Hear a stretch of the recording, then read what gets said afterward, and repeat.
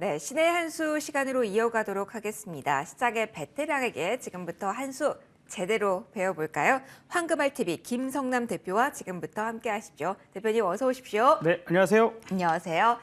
자, 목요일장의 분위기가 지난주 빼고는 대부분 조금 우울했는데 오늘 하락권이긴 하지만 그래도 희망의 불씨를 아는 채 대표님과 지금 딱 인사를 드리는 시간입니다.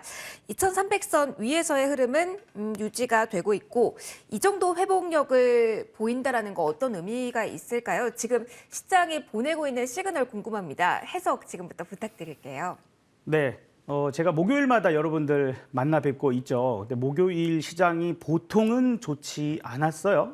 그래서 시장의 목요일 특히 위클리 옵션이랄지 옵션 만기일 뭐 이런 것들도 같이 껴있기도 하고 또 중요 이벤트들이 또 목요일 반영되는 경우들도 상당히 많습니다. 어제 같은 경우는 뭐 오늘 오전 중 쭉 많이 말씀 들으셨겠지만 FOMC가 있었고 파월 연준 의장 뭐 실시간 아마 보시면서 방송 보다 보니까 저도 이제 자다가 스마트폰 잠깐 열어서 유튜브 이렇게 해서 실시간 보는데 댓글들이 갑자기 이제 파월 의장이 얘기를 하면서 분봉에서 쭉쭉쭉쭉쭉쭉 미국 나스닥 시장이 밀리는 걸 보면서 사람들이 이제 고함을 치는 듯한 그런 가슴 속의 이야기들이 솔직히 좀 약간 쌍시옷이 많이 들어가는 그런 댓글들을 열심히 다시더라고요. 많이 놀라셨을 거예요. 그렇죠. 그런데 우리는 이제 제가 목요일마다 여러분들 나와서 얘기를 드리는 그 포인트 중에 한 가지가 이제 그런 부분이 있죠. 이제는 CPI 그렇게 신경 쓰지 말자라는 얘기도 한번 드렸고 오히려 고용이 지금 더 중요한 포인트가 되고 있다. 그리고 이제 어제 파월 연준 의장의 이야기를 한 번 정도 곱씹어서 생각해 볼 필요가 있어요. 그러니까 12월부터 금리 인상 폭이 조정될 수는 있겠으나 그래서 사람들은 이제 뒷마디, 그 뒤로 나왔던 말들을 조금 더 신경을 좀 쓴 거죠. 그래서 인플레도 아직 높고 그다음에 그 공급 대비 수요가 매우 강하다 보니까 이게 왜 일어나는가? 사람들이 일자리가 탄탄해서 고용이 탄탄하다 보니까 돈을 계속 버니까 뭔가를 살 수 있는 여력이 있어서 이런 정도로 좀 해석이 되죠.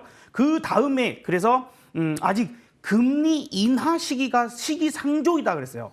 금리 인하 우리 원하는 거 아니거든요. 지금 당장은. 그렇죠? 우리가 원했던 거는 아니 이제 이번까지는 그래 0.75% 올릴 거 그래 알고 있었어. 마음의 준비를 하고 있었죠. 12월 돼서 이제 0.75 말고 0.5 좀 하면 안 될까? 0.25% 좀 이렇게 좀 떨어지는 그런 모양새 좀 나타내면 안 될까? 이런 걸 원했던 거죠. 그러니까 금리 인하 언제 지금 당장 아니 그렇게까지 원했던 거 아니에요. 그래서 그런 포인트를 해석해야 되는 부분들도 분명히 있고 그 다음에 사실 연준 의장이 나와가지고요. 무슨 얘기를 하죠?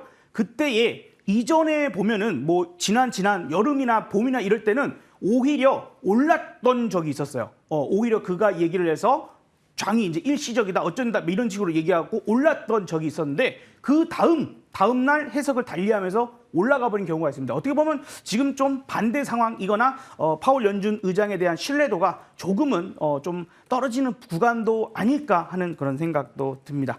딱 결국에는 지금 우리 다음 주도 목요일 또 목요일이네요. 다음 주 목요일에 CPI 발표가 또 있을 텐데 그 부분에서도 이미 예상치를 8.1을 보고 있는 거예요. 기대하는 바가 없어요. 그러니까 시간차를 두고 그 이전의 전조 현상이 없을까? 그걸 보고 있는 거고요. 그게 아마 고용이 될 것 같습니다. 그래서 중요한 거 있잖아요. 오늘 밤 9시 반 우리나라 시간으로요. 신규 실업상 청구 건수 그리고 내일 발표되는 실업률. 그죠? 비농업 부분 고용. 요 부분이 오히려 더 큰 신호가 될 수도 있어요. 그래서 이제 그 포인트를 보야 할 거고. 그런데 뭐 상대적으로 어찌 됐건 간에 우리나라 상당히 강력하네요. 아마 이런 얘기도 좀 들어보셨을 거예요. 미국의 뭐 텍사스 무슨 펀드가 그죠? 세계 규모가 17위 정도 된다고 해요. 근데 일단은 하나의 징후 중에 한 가지잖아요.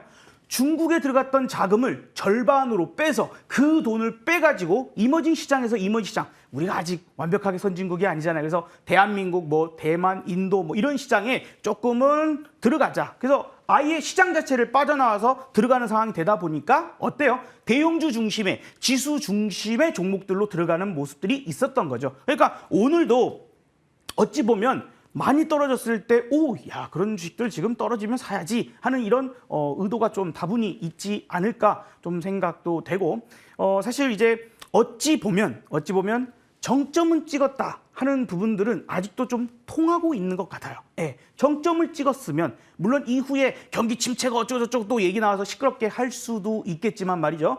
그 전에는 어찌됐건 지난번보다, 그죠? 6월 저점보다 내려와져 있는 상태에 있기 때문에 지금보다는 물가가 더 높아지지는 않을 거야. 좀 쉽게 안 떨어지기는 하지만 이런 포인트가 더 중요할 수 있을 것 같습니다. 자, 그리고 뭐 일단 우리나라도 24일인가요? 우리나라도 이제 금통위에서 또 금리 결정 한 번 더 남아 있기도 하고 그 포인트들을 보는 게 더 나을 것 같아요. 자, 그럼 우리 차트적인 설명들도 좀 드려보도록 할게요. 한번 미국 시장부터 봐볼까요? 저는요, 막상 좀 그런 생각을 많이 했고 사실 어제도 뭐 저도 저 개인 채널에서 계속해서 공개적으로 얘기를 많이 드리는데 다우거든요. 네, 다우 지수입니다. 근데 지난번 여름 썸머랠리랍시고 올라갔을 때 검은색 선 있죠, 요거. 검은색 선이 뭐냐면 200일 이동평균선이에요. 올려놓고요. 이틀 쉬다가 내려왔어요. 요번에 또 200일 이동평균선까지 올라가서요. 이틀 쉬다가 내려왔어요. 비슷하네요. 그러니까 뭐냐면 연준 의장의 이야기가 아니었어도 아마 최근에 상승에 대한 부분으로 인한 조금 쉬어가자 하는 포인트에 차실현 매물이 나올 만한 그런 자리였다는 거죠. 그러면 지난번과 우리가 좀 다르면 돼요. 지금 이제 밑에 이야기가 나오고 있죠. 매파 연준에 대한 코스피가 다시 위기냐 아니면 조용히 지나갈까 하는 부분에서 우리 조금만 확인을 좀 하죠. 그래서 지난번에는 이렇게 내려왔다고 여기서 반등 시도했는데 맞고 떨어졌죠. 그죠? 20일 이동평균선에 맞고 떨어졌어요. 요번에 만약에 이게 이렇게 올라가가지고 말이죠. 떨어지는데 지지받고 여기서 다시 반등 나올 때 그때 떨어지는 게 아니라 오히려 되려 21선 이동평균선이 올라오고 있는데 그거에 지지를 받고 올라간 상황이 나와줄 수 있다면 좀 다를 수도 있을 겁니다. 그렇죠? 어찌됐건 시장이 받아들이고 싶은 그 이야기는 뭐냐? 금리 인상 속도, 아니 금리 인하 원하는 거 아니에요 지금 당장. 그 부분만 조절하면 된다는 거죠. 다우가 지금 그랬습니다. 그리고 S&P 500도 볼까요? S&P 500도 딱 봐도 그래 60일 이동평균선, 120일 이동평균선 여기에 맞고 떨어질 만한 자리였네. 좀 쉬었다가도 괜찮을 만한 자리였구나. 그런 거, 그죠? 다만 이제 나스닥이 좀 걱정이 좀 되죠. 나스닥이 어제도 많이 빠졌고 많이 오르지도 못했어요. 자, 그런데 우리가 나스닥이 상당히 크게 올랐을 때는 왜 그렇게 크게 올랐나요? 바로 우리가 돈이 풀릴 때는 성장주, 돈이 싸게 이제 갖고 와서 그걸 이용해서 뭐 투자를 하거나 성장을 하거나 이런 기업들은 올라가는데 당연히 나스닥에 있는 빅테크 이런 것들은요. 유동성을 회수하는 그런 구간에서는 제대로 못 가요. 당연한 거잖아요. 그죠? 그런 부분들. 분봉 한 번만 봐볼래요. 아주 재밌었어요. 어제 아주 그냥 잘 올라가고 뭐 골드만삭스였나요? 여기서 야 금리 인상 시기는 좀 조절될 수도 있겠어. 얘기했는데 파월 의장 얘기하는 게 쭉쭉쭉쭉. 그러면서 막 댓글에 온통 그죠? 험한 얘기들로만 나왔습니다. 자, 이제 우리나라로 넘어와 볼게요. 우리나라 탄탄하네요. 뭘 걱정할 필요가 없군요. 지금 상황에서는. 그렇죠? 아까도 말씀드렸다시피 결국에 수급이 깡패입니다. 돈 들어오는데 뭐 걱정할 필요도 없죠. 다행히 환율이 어찌됐건 아주 초급등하고 이런 상황, 원화 약세가 너무 크게 진전하게 어쨌든 그렇게 나가지는 않더라고요. 다행입니다. 자, 그리고 제가 여러분들한테 계속해서 말씀드렸던 부분들 잘 생각해 보시면 요렇게 지난주에도 얘기를 좀 드렸죠. 요렇게 수렴이 되고 있는 요 상황에서 올라섰어요. 그럼 여기 지지받으면 됩니다. 지가 떨어져 봤자 2250 혹은 떨어져 봤자 올라오고 있는 이제는 올라가고 있는 20일 이동평균선 요 부분만 지지를 해준다면 뭘 그렇게 걱정할까요? 그죠? 이게 깨지면 그때 좀 걱정하는 게 낫지 않을까 싶습니다. 자, 코스닥 보죠. 코스닥 봅시다. 코스닥도 뭐 걱정할 거 있는지 한번 살펴봐야 될 것 같은데, 자, 코스닥은요. 제가 지난번에 이렇게 그림을 그려드렸어요. 어떻게 그림을 그려드렸냐면 지금 이게 사실 노트북으로 보다 보니까 이게 좀 뭐랄까 폭이 좀 좁아서 그렇게 좀 보여줄 수는 있는데 역 헤드앤숄더 형태, 역 헤드앤숄더 형태로 나왔었거든요. 지금 이게 색깔이 제가 조금 마음에 안 듭니다만 이렇게 좀 조금 지금 한번 좀 바꿔볼까요? 색깔을. 그래서 이 역 헤드앤숄더가 바닥에서 형태적인 부분들로 나왔다고 하면 아마도 괜찮을 거예요. 예, 그렇죠? 그래서 지금 보시는 것과 같이 이렇게 해서 여기가 뚫린 거죠. 그래서 지금 이렇게 지지 테스트가 될 수 있는 라인이 그어질 수 있는데 오늘 그 구간에 지지를 받더라고요. 예. 이게 약간 요거 찌부가 돼가지고 좀 왜곡이 일어나고 있는데 어쨌든 역 헤드앤숄더 형태의 움직임이 나오고 넥라인의 지지를 받고 반등을 하는 요 상황입니다. 그러면 21종 평균선도 지금 지켜지고 있고, 그죠? 여기만 깨지지 않는다면 너무 염려할 부분이 아닐 수도 있고, 자, 근데 여기서 중요한 게 있어요. 이벤트 지나갔네요. 파월 연준 의장이 단호하게 금리 인상 시기 아닌데? 얘기할 것도 아닌데? 9월 달에 얘기했던 것보다 좀 더 금리 인상 더 올릴 수도 있는데? 라고 얘기했는데 이 정도예요. 지나가고 있는 거죠. 그런 악재들을 어느 정도 시장에서 소화를 해버리고 있는 거죠. 그러니까 같은 이야기들, 같은 이슈로 지금 시장을 더 크게 흔들지는 않을 거다라는 생각을 우리가 이 시점에서 해볼 수가 있는 거예요. 지난번에 제가 여러분들께 계속해서 요즘 상황에서 말씀드렸던 게 시장의 주도주가요. 1번, 2번, 3번, 4번 순서로 갑니다. 어떤 게 가장 좋다 뭐 이런 것보다는 누가 먼저 가느냐의 문제. 그래서 1번에 있었던 종목군들, 그죠? 삼성전자, SK하이닉스, LG에너지솔루션 뭐 이런 종목들 있었잖아요. 그게 지금 한 번 꺾였죠. 당연히 1번 꺾이면 2번 올라가면 됩니다. 2번 꺾이면 3번이 바톤 이어받아서 가면 돼요. 그래서 제가 이 자리에서 여러분들께 추천을 드렸던 종목들을 봐보시면 그 순서에 어느 정도 입각해서 설명을 드렸고, 공교롭게도 업종은 거의 대부분 2차 전지 혹은 전기차, 수소차 요거 관련된 종목들 중심으로 여러분들한테 설명을 많이 드렸죠. 그러니까 우리가 하나의 업종, 물론 2차 전지 관련주들이 대장주로 정말 손색 없는 움직임을 잘 보여줬고 오늘도 또 좋은 모습들 잘 보여준 종목들 많습니다. 그죠? 그 순서들이 나름대로 있었던 상황이었다는 거죠. 그래서 우리가 LG에너지솔루션을 중심으로 해서 제가 여러분들한테 소개해드렸던 종목들이 포스코 케미칼, 그죠? 2차 전지 관련주죠. 그다음 삼성 SDI 있었죠, 그죠? 그리고 솔루스 첨단 소재. 솔루스 첨단 소재는 1번, 2번, 3번 이렇게 올라가면 이제 약간 초대형주가 아니어도 올라갈 만한 상황에 왔으니까 한번 얘기를 드린다라고 하면서 말씀을 드려봤었어요. 그 흐름들이 딱딱딱 맞아떨어지는 그 상황들이 잘 나와서 운입니다. 제가 좀 운이 좋아서 여러분들의 말씀드린 종목들이 잘 갔는데 아무튼 그 포인트를 보면 지금도 마찬가지로 이야기했던 그 1, 2, 3, 4 그 순서에 맞는 그러한 종목의 흐름들이 계속 이어진다라면 지금은 또 한 가지가 더해졌잖아요. 원전. 그죠? 원전. 어제는 또 쭉 밀려서 사람들이 또 이대로 원전 역시나 그냥 MOU 따위 정도 갖고 무슨 법적 구속력도 없는 그런 거 체결했다고 그게 얼마나 되겠냐 했는데 오늘 또 다시 상승을 만들어주는 것이 상당히 좋습니다. 그래야 개인 투자자들이 쉽게 따라붙지 못하거든요. 그래야 제대로 올라갈 수 있는 부분입니다. 어쨌든 이번에 원전도 하나의 이제 섹터적인 부분들로 왔고 사실 원전주 지난 6월 저점 찍고 7월 달 상승하기 시작할 때요. 얘네들 8월 달 돼서 본격적으로 움직였던 1번, 2번, 3번, 4번 중에 4번이었던 종목이에요. 그 요번에도 내내 별로 안 좋고 내내 안 좋다가 이제서야 11월 달 딱 넘어오니까 FMC 지난 요 부분들 좀 오니까 올라갑니다. 그래서 이제는 4번에 있는 종목군들도 움직이기 시작했고 거기에서 이제 특히 우리 시청자님들이 계좌가 좋아지려면 코스닥의 중소형주까지 움직여야 될 텐데 그건 아마 다음 주 정도가 되지 않을까 기대를 좀 해보고 있습니다.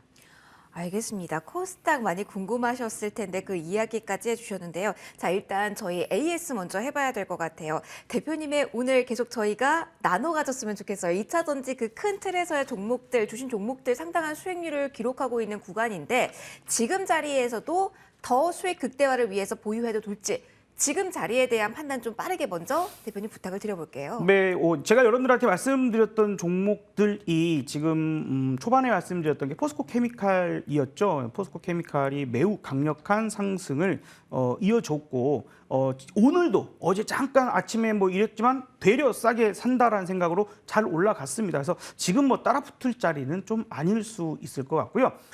하지만 이제 익절 라인만 정해놓고 거기 안 깨지면 들고 가자 하는 관점 20만 5천 원 잘 보시면 좋겠어요. 자, 두 번째 종목이 삼성 SDI였죠. 삼성 SDI 역시 매우 강력한 상승을 보여주는 그런 모습이었습니다. 그래서 삼성 SDI 그 다음 차례 순서, 그러니까 순서의 정도의 차이가 있는 거지 갈 종목들이 그 섹터에서 나온다. 그리고 작은 종목들 마찬가지 이 종목도 뭐 70만 원 안 깨지면 그냥 들고 가야 되지 않을까요? 네, 그렇게 생각됩니다. 작은 종목으로는 솔루스 첨단 소재 얘기 드렸어요. 역시 작은 종목은 순서가 조금 있어요. 하지만 그래도 어쨌든 자리적인 부분에서는 좋은 움직임들이 나오고 있고 지금도 21선 지지받죠. 예 정도라면 현재 구간도 조금은 접근에 대한 포인트를 볼만한 그런 구간이 될 수 있을 것 같아요. 그리고 지난주에 말씀드렸던 종목도 지금 열심히 20일 이동평균선 위로 올라가서 조금씩 약진하고 있으니까요. 잘 보시는 것도 좋을 것 같습니다. 알겠습니다. 지난주에도 저희 효성 첨단 소재 받아봤는데 오늘 탑픽도 빠르게 받아볼게요. 어떤 업종군 안에서 탑픽을 보셨는지 기회 요인들과 함께 전략들 좀 들어볼까요? 네, 앞서서 종목들 보면 어떤 종목들이죠? 2차 전지이거나 뭐 우리가 그죠? 전기차 혹은 수소차 이런 부분에 조금이라도 연관성들이 있는 종목이죠. 그러니까 이 섹터 하나가 계속해서 움직이는데 다만 순서대로 이어달리기를 하고 있는 그런 상태다라고 생각하면 좋을 것 같아요. 오늘 지금 옆에 나가고 있는 요 종목부터 시작해서 그죠?